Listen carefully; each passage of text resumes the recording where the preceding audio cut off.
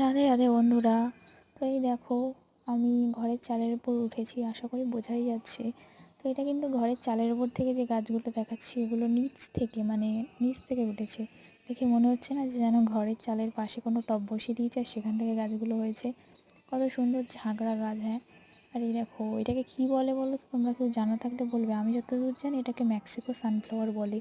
তো সেই গাছগুলো, এটা কমসে কম বেশি না ৮-৯ মাসেই ফুলটা দিয়েছে এবং ৮-৯ মাসেরই এটা গাছ। তো গাছটা খুব তাড়াতাড়ি বড় হয়ে যায়, কিন্তু গাছের ডালটা খুব ভস্কা, ফাঁপা টাইপের, পটপট করে ভেঙে যায় এরকম ব্যাপার। তো যখনই আমাদের ফুল পাড়ার হয় না, আমি ঘরের চালের উপর থেকে উঠে যাই, কারণ নিচ থেকে তো পারা যায় না, খুব ফাঁপা ডাল, নিচ থেকে যদি পারতে যাই না ডালটা কোনোভাবে ভেঙে যেতে পারে। আর নিচে নিচে কিছু ফুলও হয় না, সেটা হয় সব লম্বা হয়ে ওপরে উঠে আসে।